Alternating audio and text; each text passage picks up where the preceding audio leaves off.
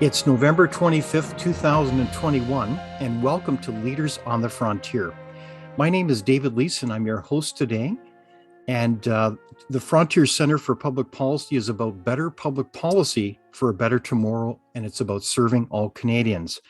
We are an independent and nonpartisan policy think tank.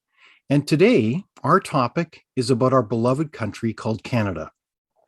Specifically, we'll be talking about a Canadian manifesto, how Canada can save the world. And here to help us explore this topic is none other than the book's author and our friend at Frontier, Lord Conrad Black, who's the author of widely acclaimed biographies on Morris Duplessis, FDR, Richard Nixon, and Donald Trump. He was for many years the head of Argus Corporation, Hollinger, and the Telegraph media groups. Lord Black is a financier and a columnist in many publications around the world, including the National Post and the Epoch Times. He's also the author of Rise to Greatness, a best-selling history of Canada. Welcome, Lord Black. Thank you, David. Glad to be with you. Well, I'm delighted that you can join us today, and we've got lots to talk about today. So I'd like to set the stage a little bit for our discussion. I frankly very much enjoyed your book, The Canadian Manifesto, How One, quote, Frozen Country Can Save the World. How did you come up with that title, by the way? Well, that was Ken White, and I actually somewhat objected to it because I don't think either where you are in Abbotsford or where I am in Toronto is really that cold. I mean, cities like Minneapolis and Chicago are much colder, much less, cities like Beijing and Moscow and so on. Right.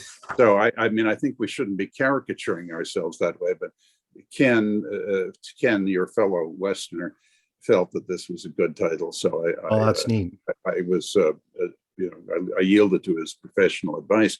Thank you for your kind words about the book. It's the shortest one I've ever written, so that may explain its comparative popularity. Okay, well, that's terrific. So Conrad, if I may, I'd like to just read a brief overview about the book to help set the stage. And because I think it is a very powerful introduction. It says, chipper, patient, and courteous, Canada has pursued an improbable destiny as a splendid nation of relatively good and ably self-governing people. But most would agree we have not realized our true potential. Canada's main chance, according to yourself, is that now before it is not only the unusual realms of military or economic dominance. With the rest of the West engaged in a sterile left-right tug of war, Canada has the opportunity to lead the world to its next stage of development in the arts of government. By transforming itself into a controlled and sensible public policy laboratory, it can forge new solutions to the problems of welfare, education, healthcare, foreign policy, and other governmental sectors, and make an enormous contribution to the welfare of mankind. Do you really believe that? I think it is possible. I don't take your question as asking me about the probability of it happening, but I think it's a reasonable aspiration that any Canadian could have and should have. Obviously, and as the citation you read makes clear, the key to making Canada more of an influence in the world, responding to that utterance of Justin Trudeau's from 2 elections ago, the world needs more Canada. Well, I mean, that's really for the world to judge and not for Canadians to judge, but to assure ourselves that the world comes to that judgment. The way to do it is not by flexing military muscles or threatening people the way the Chinese are doing with Taiwan or the Russians are doing with Ukraine. And Canada is obviously not that kind of a power. It doesn't possess the ability to intimidate other countries, and it certainly doesn't possess the ambition to do that. And all of that is to our credit. But we do have the ability to impress people by how well we govern ourselves, and up to a point at times in our history, we've done that. I mean, we've had this existing political system, the only transcontinental bicultural parliamentary confederation in the history of the world. And for all our frequent impatience with it and even disappointment with it, it served us now for 154 years. And the only countries with a population as large or larger than ours that have had political institutions for longer than that, the same political institutions, are the British and Americans. And the Americans had a terrible civil war just before our confederation. And the British did lose the whole province of the Republic, as it now is, of Ireland, after the First World War. So, I mean, we're very, very competitive in terms of political institutions lasting and evolving and serving the country well. But in my opinion, we've fallen down in recent times in terms of legislative innovation and moving beyond what effectively is the degeneration, I'm afraid, of democracy in most democratic countries into redistributing more or less profoundly money from people who've earned it to people who haven't. Bracket in exchange for their votes in bracket, and calling it social justice. I mean, sometimes it is and sometimes it isn't. We all, I think, want to take care of the disadvantaged people, and in a rich country like this, we want to be sure that nobody falls below a certain level. But we can do better than what we've been doing, and what we've been doing has been the norm in the world since the 1930s, and that was 90 years ago. Yeah.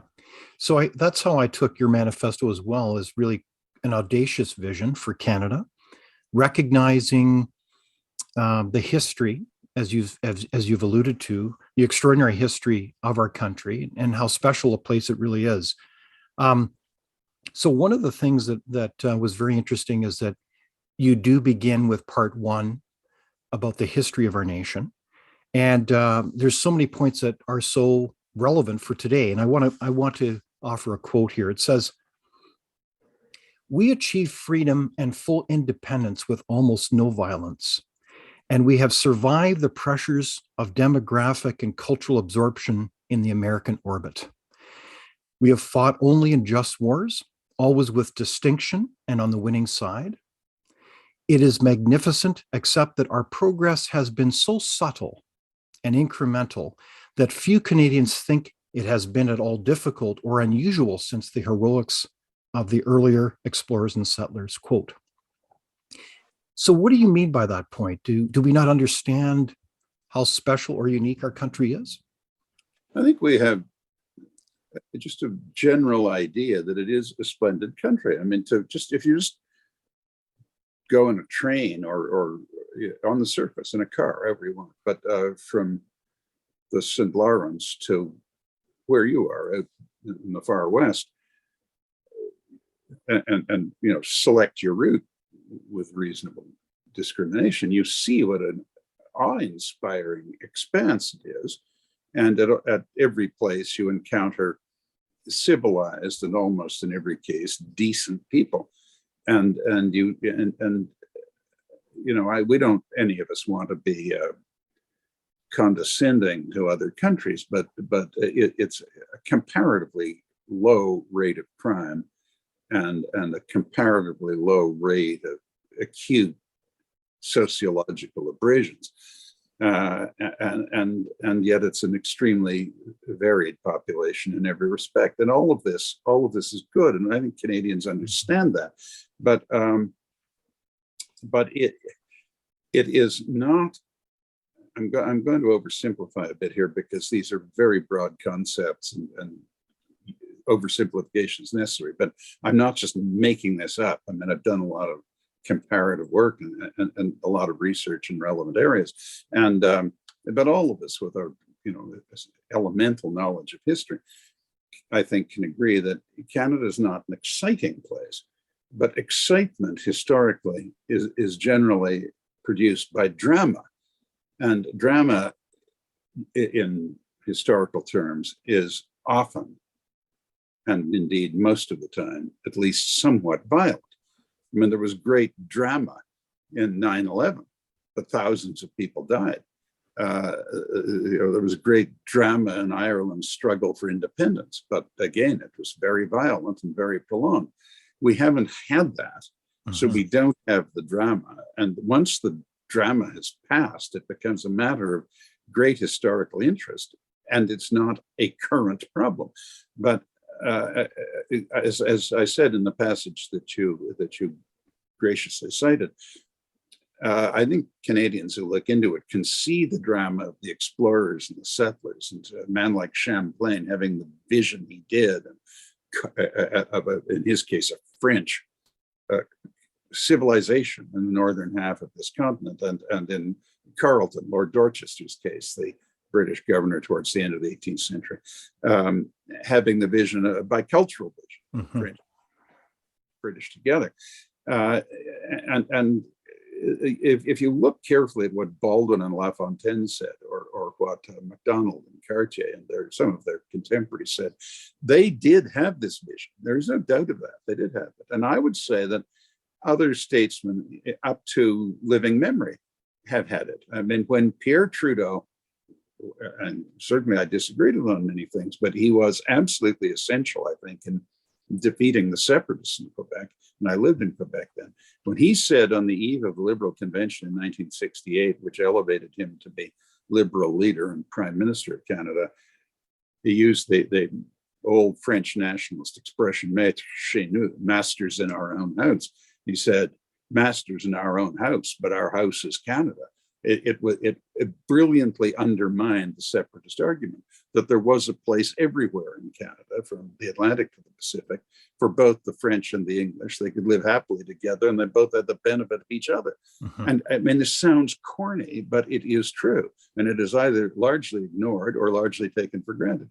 And the fact is, we have all of the resources, both the talented people necessary, the receptivity of the public that is necessary, and the wealth as a country and the stability as a country to think in original ways in all of the key domestic policy areas: education, taxation, the economy, all social services, all of that. And I just don't think we're doing it. I think we're just going around the same treadmill that we've been on since Mr. Bennett emulated Franklin D. Roosevelt in the 1930s. So this is actually a very exciting country, but as you say, we don't have the drama, dare I say, the violence. And it begs the question that you make eloquently in the book, that we don't really know perhaps how to teach our history or appreciate it fully. Is that right? Well, going back to my own recollections as a elementary school student, I thought we taught the exploration well, and I think most Canadians are exposed to that, and we all remember what dashing people most of these people were, like La Salle, and I mean, it's not generally known. D'Iberville wasn't French; he was French Canadian. He was born in Three Rivers. He founded New Orleans. He founded Mobile, Alabama. He liberated, quote, Havana, and he also chased the British out of Hudson's Bay at one point. I mean, this was an astonishing record, and I don't think Canadians, even French Canadians, have the remotest awareness of that. And there are a lot of things like it where Canadians did do amazing things, and I think I'm not advocating we become a pompous country, and much less that we disparage anyone else. No one's talking about that. But I think we should just know our own strengths better. And if we knew how brilliant we had been at times, I think we would more acutely understand our ability, if we want to exercise it, to do better than we're doing now. Well said. So speaking of history, it's clear that you have a very positive view of our first Prime Minister, Sir John A. Macdonald. Yes. And why is this? Why was his leadership so important? Well, as I've said, even in the time of Lincoln and Bismarck and Palmerston and Disraeli and Gladstone, he was a great statesman, and he never crossed paths with Bismarck, but all of the others I just mentioned knew him, and they all thought very highly of him. And the fact is, he he saw that Canada had to be united and it had to be autonomous, or it was simply by one method or another eventually, whether by annexation or by simply the erosion of a will to be separate, going to be swallowed up by the United States. And that's not a terrible fate. I mean, there's a third of a billion Americans living just to the south of us. They're almost all proud of their country. They're right to be proud of it. It's a great country. It's not a terrible fate to be an American. But he had the vision, as did some of the people I mentioned earlier, and many others, like Champlain and Cartier, Carleton, and Cartier and his colleague Cartier and Baldwin and LaFontaine, that Canada could be not only not swallowed up by the US, but it could be a really interesting and in some ways a superior kind of country. Again, I emphasize that is absolutely not a disparagement of the United States, the most successful country in the history of the world. But Canada could be both independent and different, and in some ways, a country that the US would, like other countries, wish to emulate.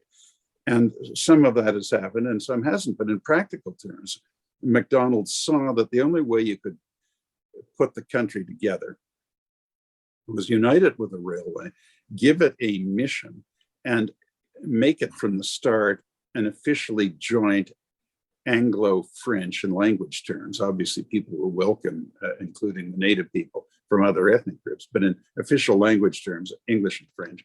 And on major issues, you had to have a double majority. You had to have the agreement of the majority of both the English Canadians and the French Canadians, or it would crack up. But the rest of the time, you could go with a simple majority as it broke out. And he in getting his railway finished, he just as an illustration for you asked me why I admired him. The Métis staged their second rebellion in 1885.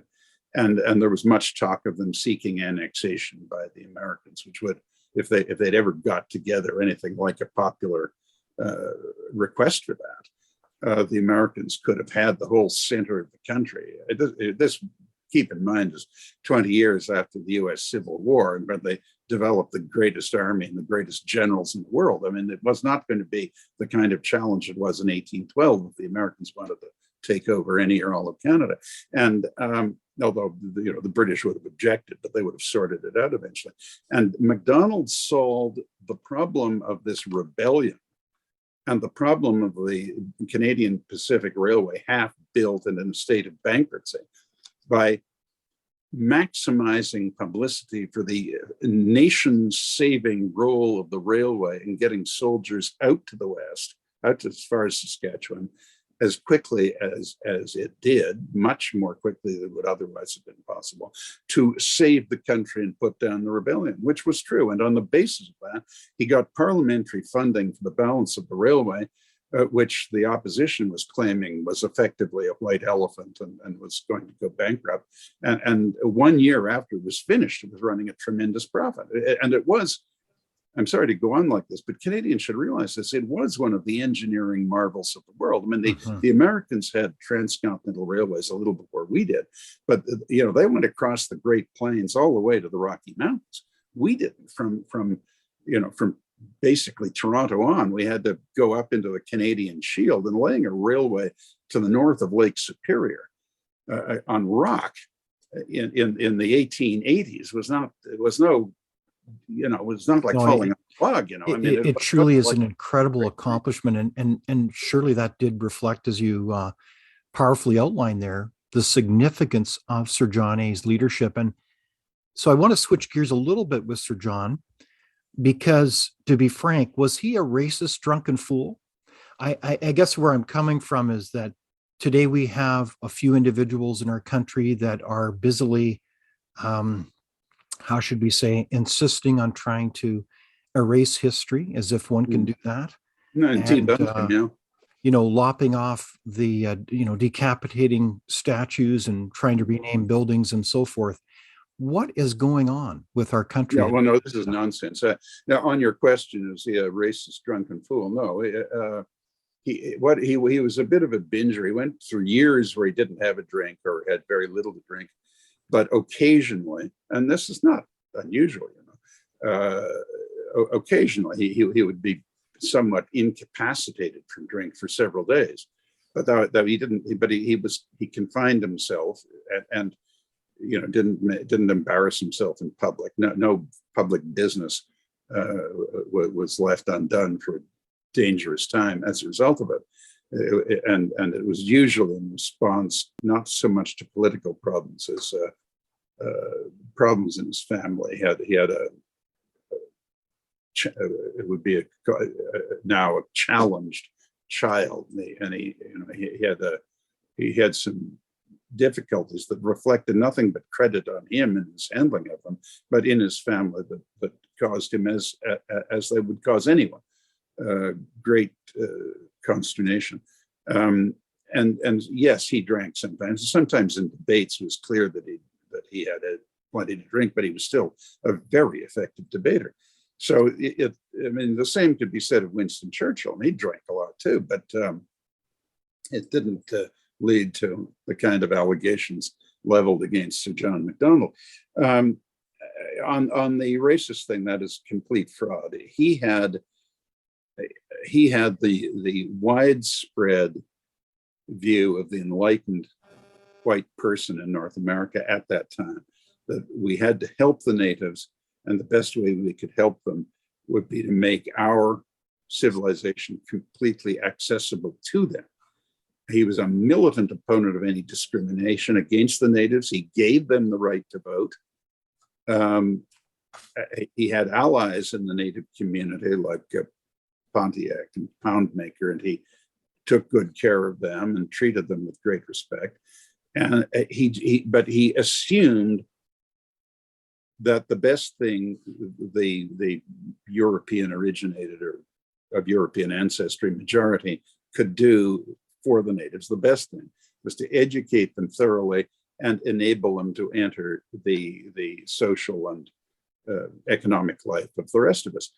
It meant some mistakes were made in the execution of that policy, without doubt, but you always look to the motivations, like mens rea, if you're laying a charge of a crime against someone, which some people have had the effrontery to do against John A. Macdonald. His intentions were entirely positive, and nothing that he ever did or said was based on a racial or ethnic or sociological disparagement of the natives. He appreciated their good qualities. He was grateful for the support of the majority of them that did support him.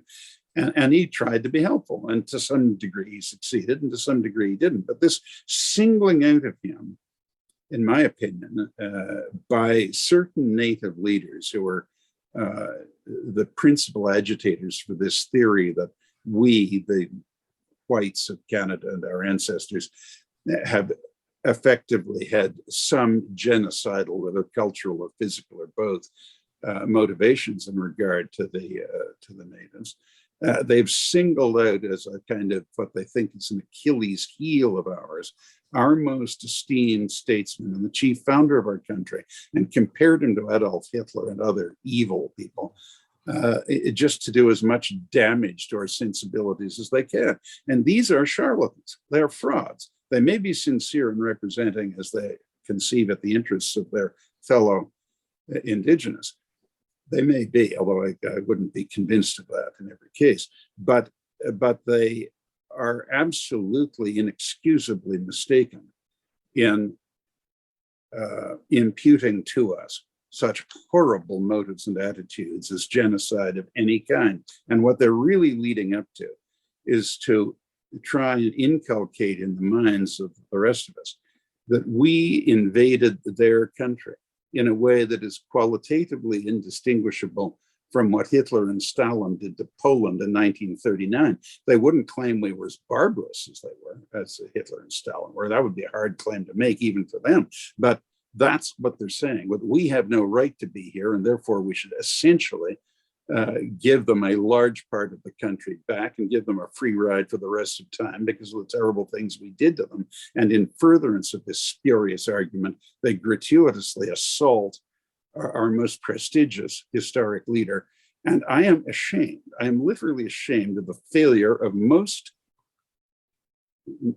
non-native Canadians, most of the rest of us who don't happen to be Indigenous, the failure of us to defend John A. Macdonald adequately and to defend ourselves as a nationality adequately. So point well taken. We know that the work with Aboriginal peoples has been challenged, but there's also been some very positive elements about that long relationship and honorable ones, as you say.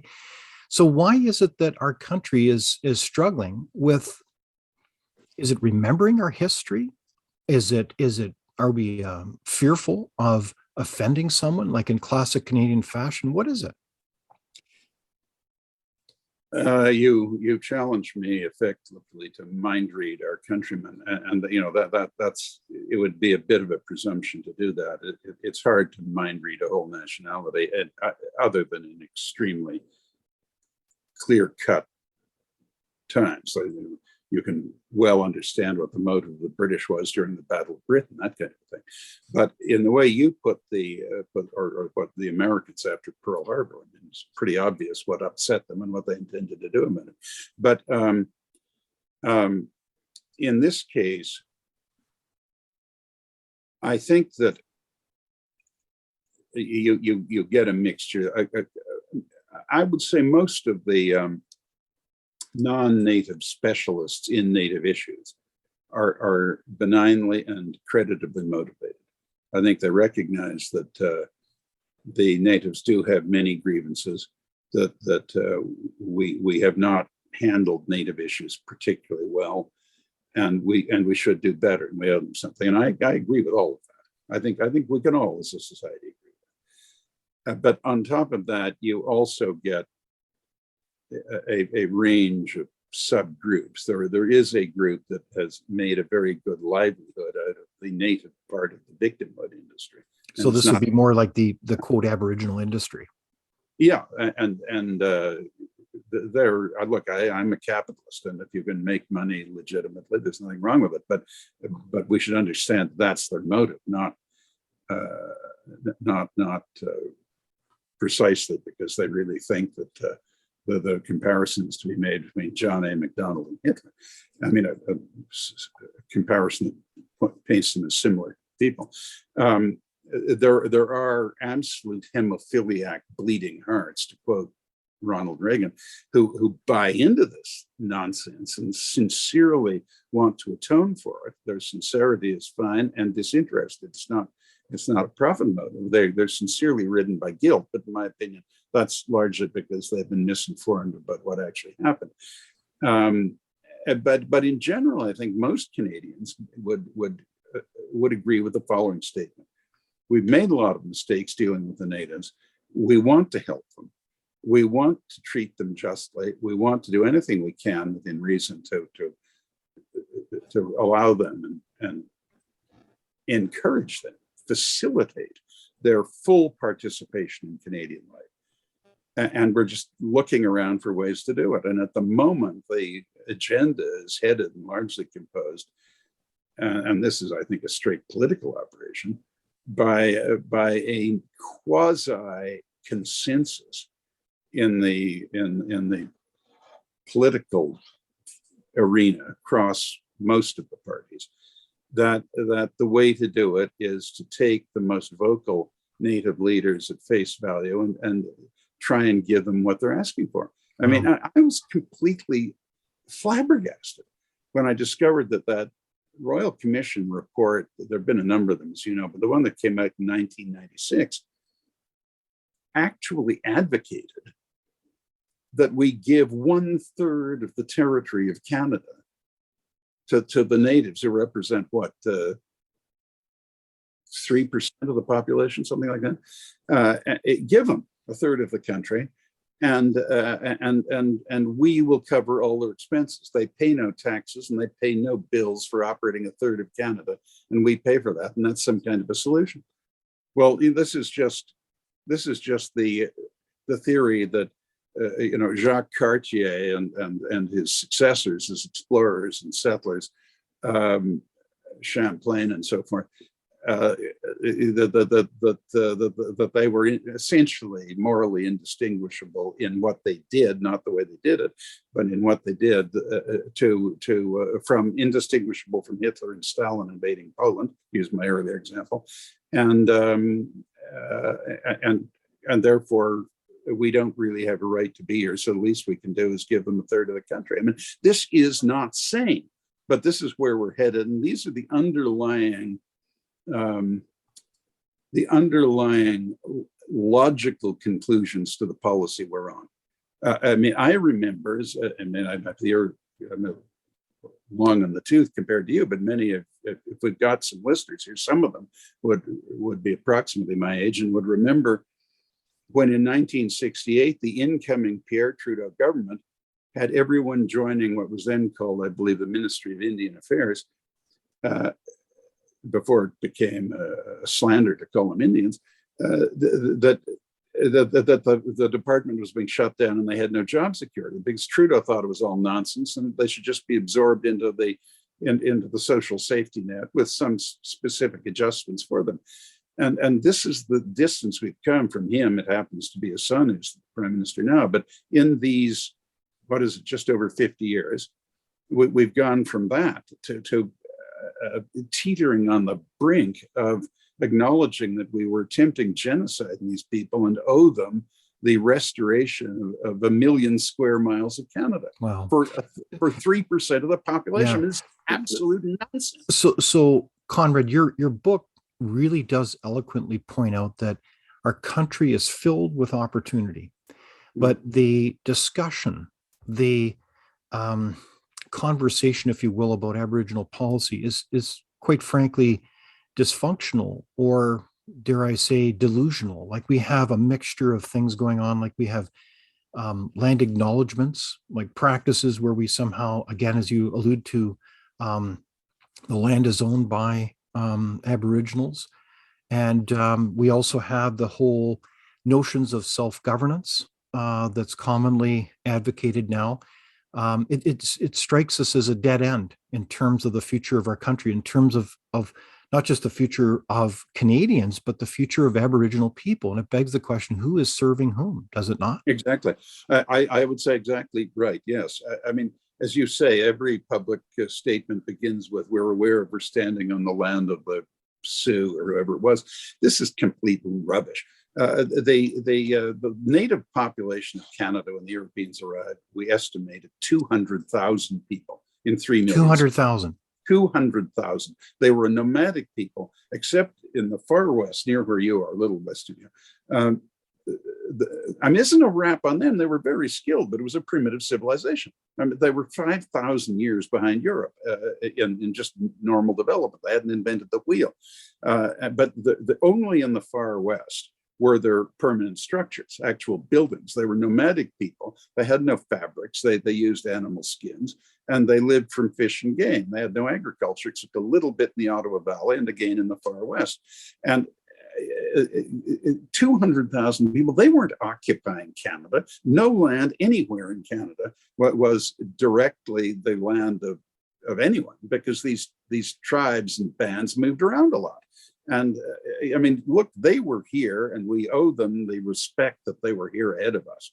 But that does not imply that we stole 3 million square miles from 200,000 people and should treat ourselves as barbarous invaders. So now we are all fellow Canadians and we have a great country and we have lots of opportunity. I think the manifesto, actually, what's quite interesting is you were pretty audacious in the third part of your book, talking about 19 policy areas, if memory serves me correctly, including the economy, education, and healthcare. And if I may, I'd like to turn to the economy, because that was certainly one of your major concerns in the book. And we need vigorous economic growth, Conrad. And so I think you're not in favor of the carbon tax, I gather. Is that correct? It's rubbish. I mean, look, sometimes you have to raise revenue, and then you find the most effective and within the bounds of meeting the goals you have to reach, painless way of doing it. But that was just hypocrisy. It was part of the war on the oil industry for spurious reasons of invocation of climate change, and so it was really just a tax increase masquerading as saving the planet. Yeah. And it was always just bunk. I mean, if you want to raise taxes, the way to do it is raise taxes on financial activity, transactions that aren't essential. So people don't pay more buying groceries. They have to have groceries, so you don't make them pay more for it. And they don't pay more for shelter up to a certain point. But when they're doing things that they could do without at no great penalty to themselves. Again, I'm not talking about buying clothes for children or that. I mean, that sort of thing. People have to do that. You make it as easy for them as you can. But if you and I go out tonight to a 5-star restaurant with some friends, clock up a bill of $800, if it was $1,000, it wouldn't kill us. If it would kill us, we would go to a less expensive restaurant, or eat otherwise. But so it's as close as you can get to a voluntary tax. So it's much more painless and difficult to collect. You don't have everybody scrambling around the loophole industry and paying accountants and lawyers huge invoices to skirt around the rules. And you get a sense of fairness. The people who are paying are paying because they are buying a luxury that they can afford. Well, if they can afford it at X, they can afford it at X plus 20%. So, I mean, that's the easiest and most painless way to raise revenues. And that was a contribution to the history of this country from Brian Mulroney, and he's received very little credit for it. Now, in this subsequent prime minister, Stephen Harper, who was in many ways a very good prime minister, got it into his mind that if you lowered the HST, you would permanently cap public sector share of GDP.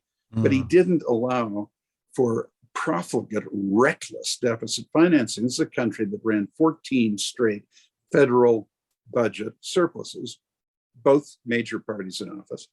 Great credit to both of them. And the ministers of finance, and Prime Minister Jean Chrétien, Paul Martin, Jim Flaherty, Stephen Harper, and so on. And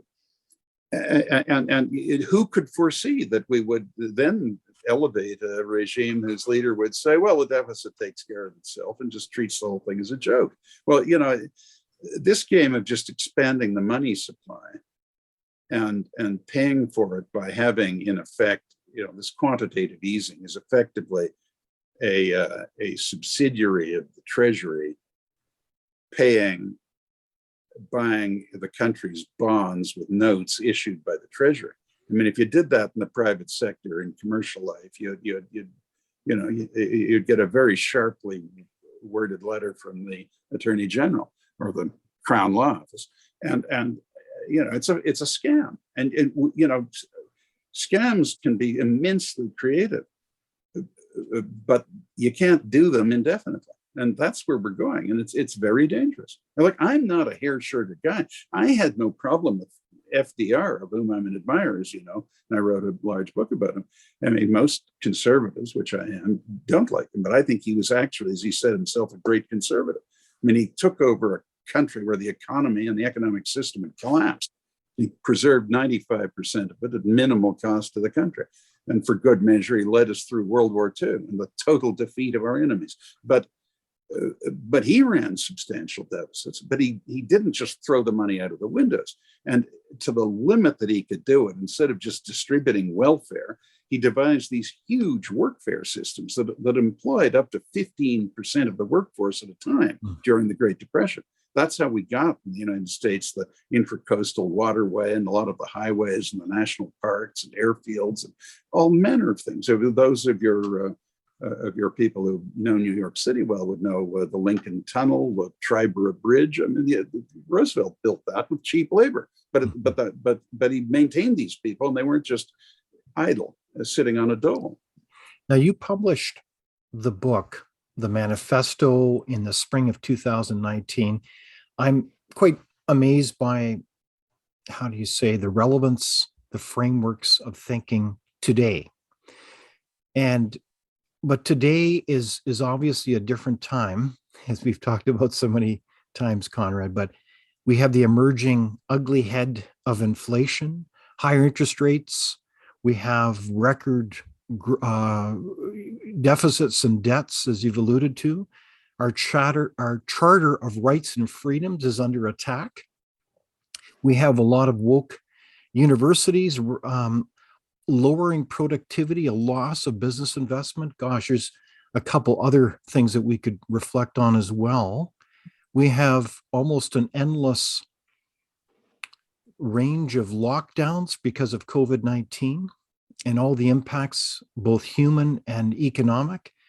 Those are just naming a few, Conrad. Mm-hmm. Yes.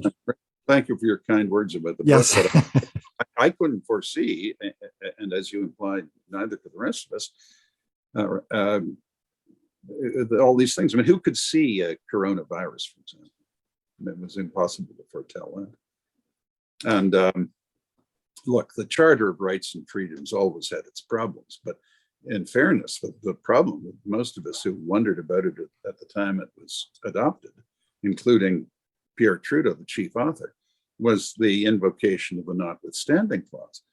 And the only times, as far as I know, I think there was one case on another matter, I think having to do with abortion, but I'm not certain of that. But apart from that, I believe the only times it's been invoked have been in Quebec, where the Liberal or Parti Québécois government, both on different occasions, have objected to. They presented language legislation that was objected to by elements within the province, and ultimately the notwithstanding clause was invoked to overrule the Supreme Court of Canada, because property and civil rights have always been a provincial prerogative. So that was always a vulnerability of it. But I couldn't agree more. We're now having people chastised and shut down and threatened, canceled, as the expression goes, for uttering perfectly defensible opinions that run contrary to prevailing wisdom. But they don't defame anyone. They don't incite anyone to do bad things. They just dissent from certain elements of public policy or public attitudes. Well, if we're getting to the point where dissent itself is deemed to be an offense to free speech or freedom of expression, then obviously the concept of freedom of expression is simply Orwellian newspeak. It's the opposite of what it claims to be. Yeah. And on that point, Conrad, then, are we at arguably one of the lowest points in Canadian history? Because as governments offer this kind of dysfunctional policy and this kind of response to enabling really what should be a vigorous public discussion, we actually undermine trust in our very democracy. I'm afraid that is true, and it is compounded by the monochromatic nature of the traditional media, and I must say, in many ways, the unprofessional conduct of the media. I mean, as you alluded in your generous introduction, I spent a long time in the newspaper business, and always we were proud of and rigorously imposed the distinction between opinion and reporting. And we required the reporting to be absolutely down the middle. But any reporter or anyone else who wanted to get something off their chest, if it was of adequate literary quality, not any filtration for the nature of the opinion expressed, as long as it was characterized as an opinion, we'd run it. And the more variety we had, the better. Right. And that was well appreciated by readers. Now you see the polling that takes place in this area, in every case, here and in other countries, particularly in the United States, highlights the public's distrust of the media. Well, that is very dangerous. Unfortunately, it's completely justified. You can't trust the media. You can trust some of them, and you can trust some, to take a phrase from Lincoln, some of them, some of the time. But if you have a society, which we now largely do, where one of the greatest pillars of it, one of the most essential foundations of a functioning and vital democracy are a free press and a curious media. uh, where you have that so mistrusted as it now is because of its own conduct, so rightly distrusted, you shortly get a lack of interest in the continuance of free media. Mhm. And that is a step to authoritarian government. Precisely. So I think that that larger perspective that you just outlined, we have these essential pillars that are significantly weakened. And if those pillars, including a free and vigorous media, is weakened, it makes our democratic system greatly undermined. May I just mention this? I think we have some parallel things happening here. One is the prestige of the system is sinking, and it's partly illustrated by the decline of the quality of the media. The quality of the media will continue to decline until we improve education. The state education systems of all of our Western countries have failed.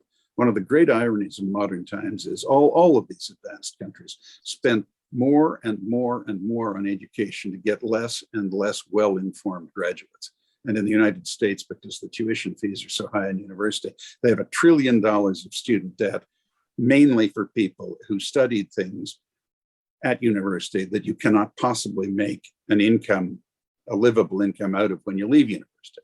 So it is inadvertently mistaken all the way along the line, and we're having to pay the cost of it now. I mean, essentially, university schools are largely daycare centers, and universities are devices for keeping people out of the labor pool and reducing unemployment, but at a hideous cost, not only fiscally, but in the underinformation of the alumni from that system. And finally, on the economic side in this country, we have a steady erosion of capital. To a greater and greater extent, money made in Canada corporately is being shipped out of the country. The corporations are voting because of the stakeholders' interest. The shareholders want increased profit and highest quality application of earned funds, and that's not in Canada. All of this is reversible. Wow. Just one final point, yes. and I'm sorry to be so verbose, but I put it to you and to your other people on the on this Zoom that we do not now have the quality of people in public life that we had when I was a youth. I mean, I'm old enough to remember. I didn't know much about them, but I remember Mr. Samaro, and later I met him. I remember Mr. C.D. Howe. I remember, from Western Canada, James Gardner. I mean, I remember them as public figures, and they were strong, good men. They were very competent, and they did a lot of great things. In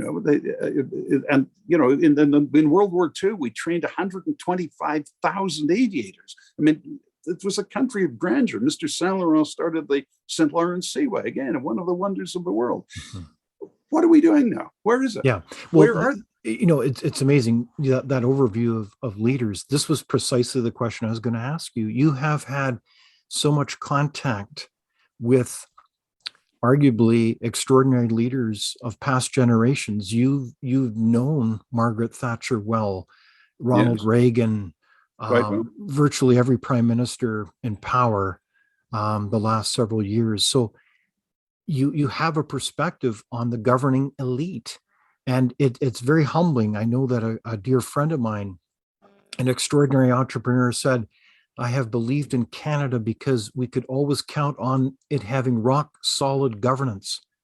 And he said, David, I'm sorry, I don't have that confidence anymore. What has happened to our governing elites?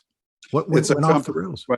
And that's the issue. It's the elites. The institutions are the same ones that were made to work so well building the country by Macdonald and Laurier and Mr. King and others.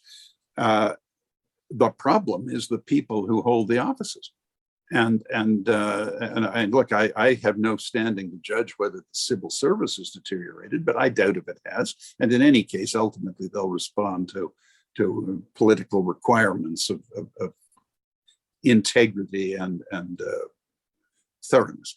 But we're not expecting the civil service to write the public policy ticket for us. I mean, we've got to elect people to do that. That's a democracy, and And I don't think the quality of these people is comparable to what we knew a generation ago, any of us.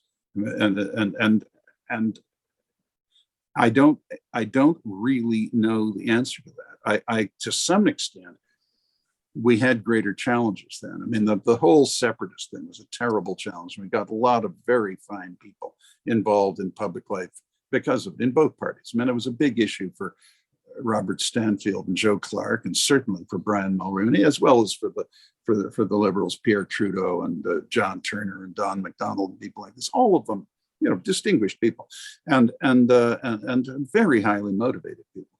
And I don't want to take cheap shots at people who are in government or in the opposition now. I mean, it's a tough life. It's politicians.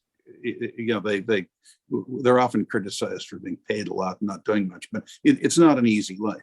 But we had better people who did a better job, and the reason why it slipped is not obviously clear. But my fear is the deterioration of the media and the spirit of the media has become so hostile to anybody trying to do anything that it demotivates a lot of people. A lot of our most talented people who 20 or 40 or 60 years ago would have gone into public life. I mean, a very promising young man like John Turner. I knew him at the start of his career. He married my father's goddaughter. And a man like that wouldn't go into politics now. He'd say, the hell with that. I'd rather be rich, which John certainly could have become if that's what he wanted to do. But your thesis is surely apropos that these things are interrelated. The media has an impact, certainly, on setting the tone of debate, if you will. Our culture it certainly does not necessarily have an emphasis on service or public service, as we've observed, or citizenship. I think one of your friends, Victor Hansen, has spoke eloquently about the decline or attack on citizenship. And I think that's very evident in our country, is it not? I'm afraid it is. I mean, it's even more evident in his country, where you have millions of people that are effectively allowed to vote, even though they're not citizens, in complete contravention of the Constitution. But that's a contentious issue, and the last chapter hasn't been written yet. But they can't go on like this with 200,000 people a month just pouring across their southern border. But fortunately, we have nothing like that stage here. But of course, you're right, and it's just very hard to get your arms around it. But I'll say this: I think if we had political leadership that spoke of these things the way we are now, and in office produced a serious program that was original and appealed to the Canadians' somewhat sublimated ambition to be taken more seriously in the world than we are, and said these are original things, and this is what we propose. There was a bit of that with Mr. Pearson, and very few people can remember that far back. When we brought in a new flag, he brought in the pension plan. He had the Company of Young Canadians. He had all sorts of interesting ideas. I mean, it didn't all work out, but it was lively. Yeah, and most of it worked. And if we just got back to originality, avoidance of platitudinous disguises for simply redistributing money with votes in mind, and got back to building the country and incentivizing private sector, public sector cooperation in the tax system, this country would do a 180-degree turn in its economic performance and in its morale and state of mind. Okay, so I think that's and we got the people to do it, but they're not in place. But that strikes me as a great challenge for action, for decision makers, these quote governing elites, to elevate the level of discussion and tell it the way it is. I think sometimes would you agree that they assume that Canadians are stupid, that we don't necessarily see through a lot of this rhetoric and airy debate? I'd flip it, David. I don't think they so much think Canadians are stupid. They don't realize how inadequate they themselves are. Okay. Yes. So they think Canadians are smart to elect them. They don't think they're so stupid to elect them. Yeah. I mean, I'd give everybody that. Okay. I just don't think they're politicians in this country out there saying, I'm running for election because the people in this constituency are so hopelessly stupid they might vote. I did want to read something to you, and it has to do with a column that you wrote at the end of October, and it really struck me. I know you told me that you were on some trips to around the world, including the UK. And it says, like most people when absent from the country where they reside, I always do my best to put Canada's case forward as persuasively as I can to doubting foreigners. My explanation for a permanent flag in official mourning over the Canadian High Commission in the greatest public square in Britain was greeted with universal and not always polite incredulity. It is a challenging posture to try to defend. For reasons that he will perhaps someday make clear, Trudeau has taken it upon himself to go to unheard of and absurdly histrionic lengths to propagate the historic fraud that Canada should be permanently ashamed of its treatment of the native inhabitants of the land. And then you go on further in that in detail. And I was struck by that image of you driving around Trafalgar Square, and seeing the flag at half mast. And it begs the question in my mind, how, I mean, you have contact with an enormous number of people. How is Canada viewed these days from your perspective internationally? Look, it's always reviewed, I think, viewed and reviewed as a good country. It's an impressive presence on the map, and those who know it and seen it know that it's physically an impressive country, from St. Lawrence and Niagara Falls to the Great Plains to the Rocky Mountains and elsewhere. They know that. They know that its history is absolutely benign. What you quoted at the beginning, we've never been guilty of any imperialism. We've only participated in 4 wars. We sought nothing for ourselves. I mean, in the world wars, we were not under attack by anybody. And we contributed nearly, between the 2 wars, 2 million people, almost all of them volunteers, and for the cause of freedom throughout the world. Canada wasn't seeking anything, and we weren't under attack. We didn't have to go to war. I mean, the Americans were attacked and the British were attacked, but we weren't attacked. But we did it for a greater cause, and people respect that. And most Canadians that get around in the world get around because they're somewhat successful and are well regarded. So the view of Canada is it's a slightly scaled down version of a sleeping giant. It is seen to be a very good, and I don't mean good in a fatuous or simplistic way. I mean a benign place, intelligent people in a rich country conducting themselves as a country, always in a responsible way, but a bit colorless, a bit lacking in that sort of fizz and pep of some more flamboyant nationalities like the French or the Italians, where they have their own language for their own country, and we're just waiting for something more. I mean, it's obviously a country that, I mean, people my age remember it when it was a dominion, which is essentially a half colonial status. And they now see it as a G7 country and much more featured in the world. And it used to have a flag with the Union Jack in the corner. And now everyone recognizes this flag, even if it's flying over Canada House and Trafalgar Square at half mast for months on end, which is commented on. It's just a very odd thing. I mean, if the president of the United States dies, they lower the flag on their embassies for 30 days, but not like this. So they're waiting for us. They're saying, look, Canada, we know it. It's a good place. They're good people, but you should be stronger in the world. Very good. Well, on that note, Lord Black, I want to thank you so much for joining us today, and I'm very grateful that we could have this discussion. I always marvel at your vocabulary, and I've always admired your columns and your books. And just thank you so much for your leadership. I know that on a personal level, you've commented to me several times about how the need to be courageous and to not turn to fear, but rather to action. So I'm really grateful for your leadership by example. Thank you, Deb. Thank you very much for your gracious words. Thanks for your invitation. And thank you for what you people at Frontier are doing. You're part of the solution, and good luck to you. Thank you so much. Well, On that note, I'd like to thank all of you for also participating in our webinar. We were able to get through a number of the questions today, and I'm sorry that we were not able to get through all of the questions that were posed to Lord Conrad Black. But I want to encourage all of you to continue to be involved as Friends of Frontier and to make sure that you sign up for our newsletter, and we certainly welcome your comments and encouragement. Be sure to join us for next Leaders on the Frontier when columnist John Robson will be joining us on December the 23rd, where he will be smashing the top 5 climate crisis myths.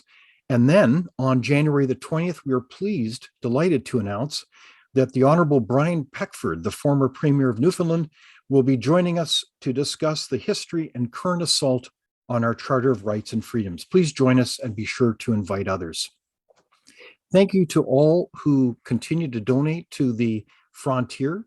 You make our mission possible, and we're very grateful for that.